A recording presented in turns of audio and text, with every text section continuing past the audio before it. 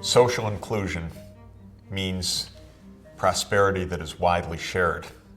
And we've noted that large groups in society, because of the forces of history, cultural exclusion, violence, have entered the 21st century in situations that are often extraordinarily difficult and challenging. We know that women in many parts of the world continue to face major barriers to their economic participation, their prosperity, their ability to prosper. And young girls face the difficulties of achieving and gaining access to the education, the health that they need for their own well-being as future adults and future citizens in their country. We know also that economic forces, putting aside for the moment gender and ethnic divisions, are also playing a role in widening inequality and undermining social inclusion in many parts of the world. And I'd like to focus for a few minutes on the economic and political drivers that are causing larger and larger class differentiation within societies. We have at least three fundamental forces that have been playing a role in widening economic inequalities in the United States, in many European countries, and in many of the emerging economies around the world. One is the rising gap between high-skilled and low-skilled workers that has resulted from forces of globalization. A second phenomenon is changing technology that is having a differential effect on different income groups, different classes within society.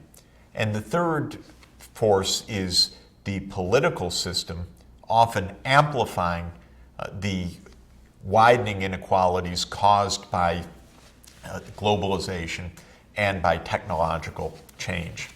So perhaps the useful starting point to understand these changes is a frequently viewed graph, this case for the United States, but one would find similar, though perhaps not as stark, conditions like this in other places in the world.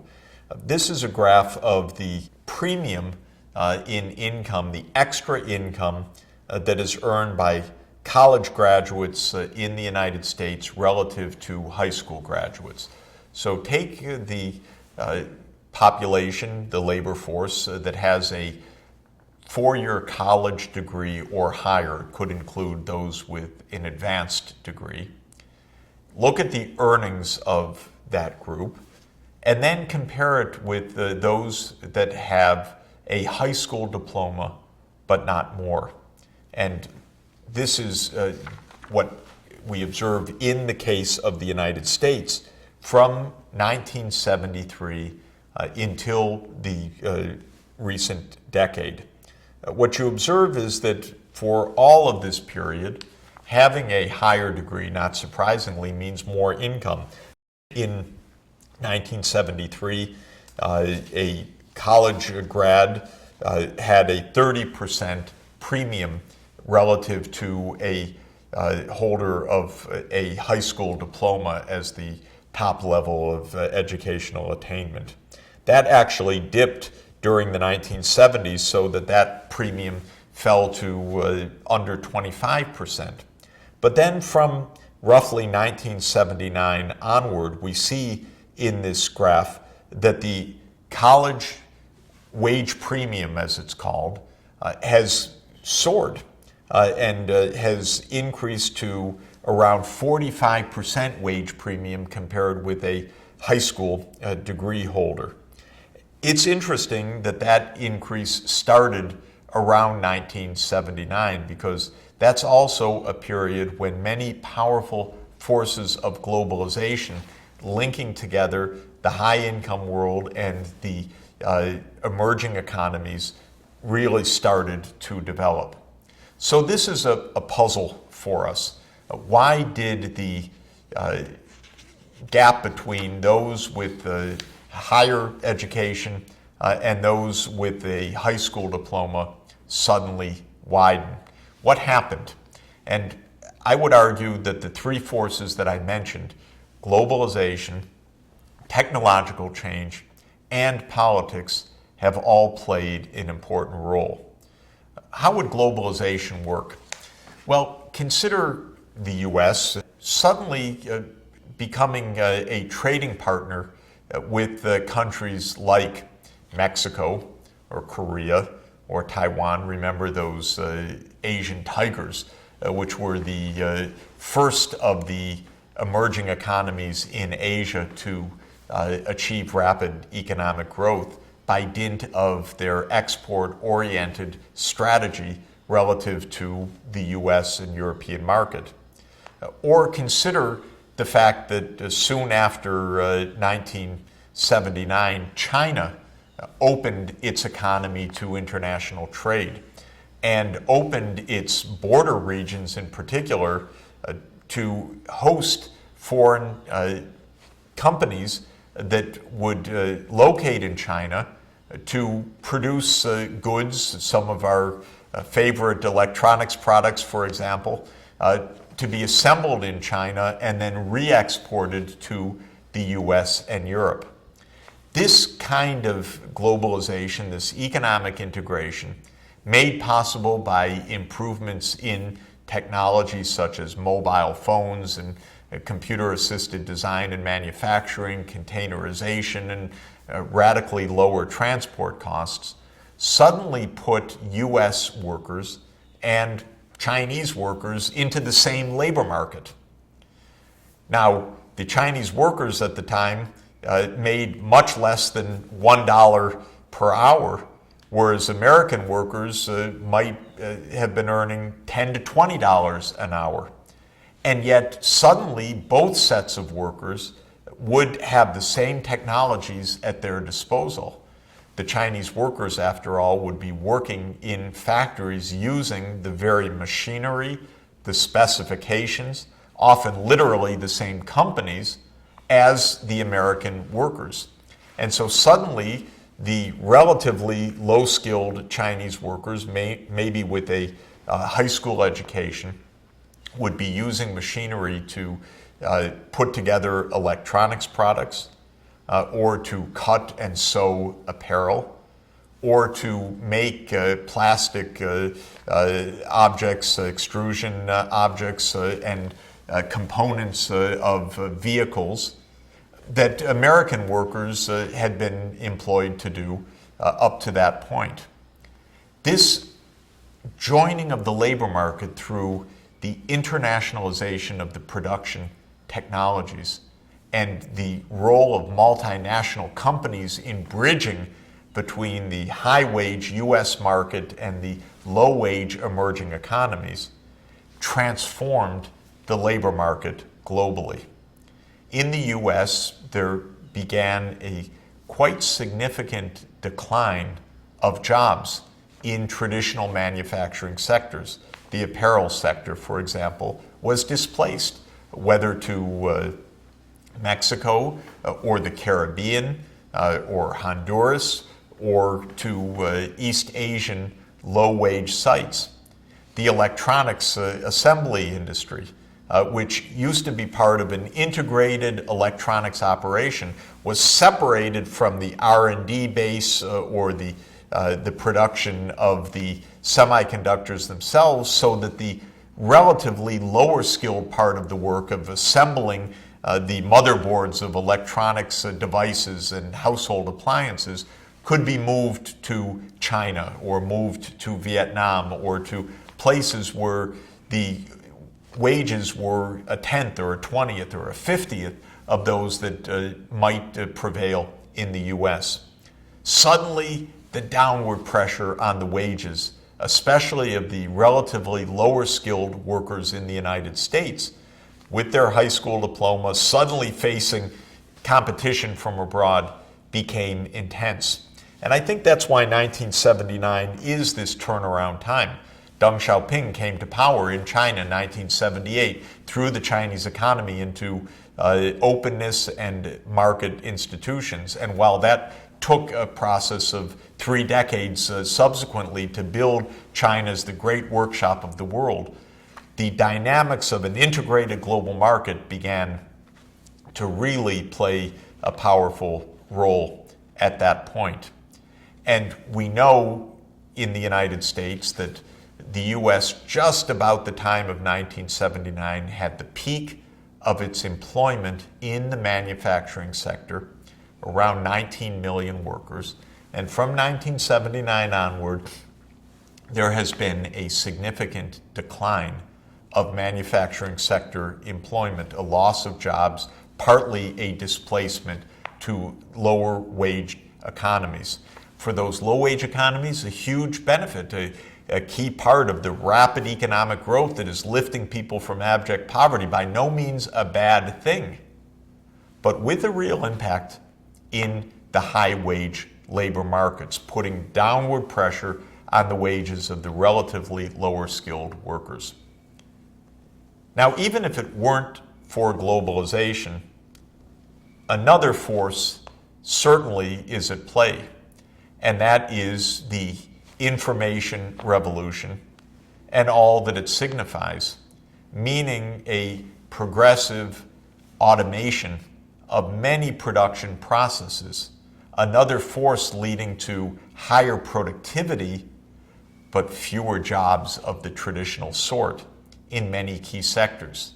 So put China out of mind from the US perspective for a moment and just think about how technological change has remade the shop floor of major manufacturing sectors, automobiles probably being among the most dramatic.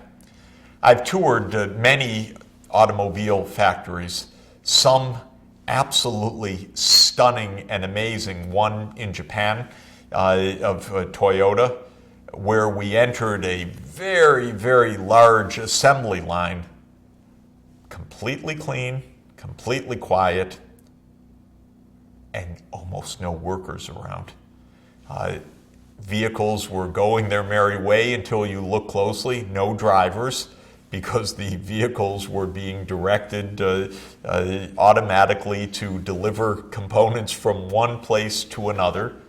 And the whole assembly line, all the way down this large cavernous hall, robots.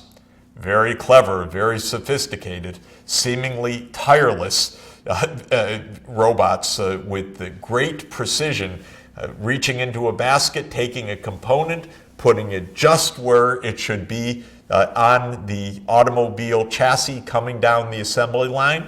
Next automobile, often of a different make, and the robot knowing through, of course, its programming, to put that component in a somewhat different place on the chassis of a somewhat different vehicle, all remarkably automated. The robotics are one of the most visible, remarkable aspects of the information technology revolution and the computerization revolution that we are enjoying in the 21st century.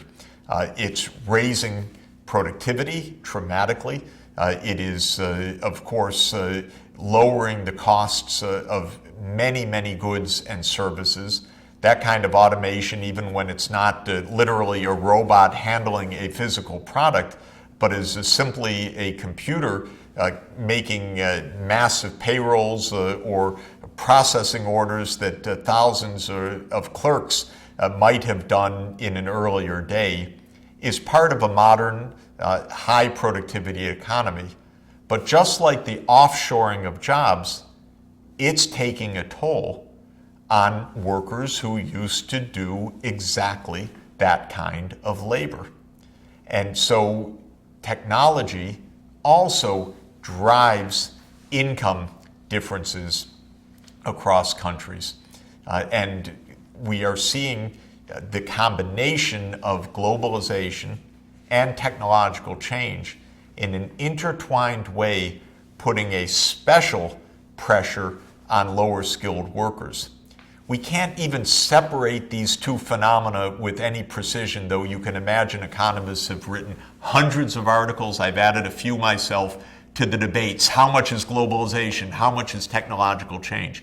Well, since globalization itself is enabled by the same technological change, making a clear difference between the two is not possible analytically. But what is discernible is the fact that this rising wage premium has absolutely come from both of these phenomena. Now, I've stressed that there is a third factor that is part of this story, and that is politics. And this is extremely important for us to understand. Market forces alone would widen inequalities. The wage premium is a real phenomenon coming from the combination of globalization and technological change. What you see in this picture of the income levels by a more detailed classification of educational attainment, showing that those with an advanced degree have had the biggest gains of earnings, those with a bachelor degree next, those with some college, high school, and no diploma basically flat or even declining income levels. But something more has been at play. When that market inequality starts to rise, politics then enters the scene. In some political systems, government forces would lean against this by saying, well, lower skilled workers are facing a problem. They need some extra help, maybe some new job training, maybe a cut in their taxes, maybe added family benefits.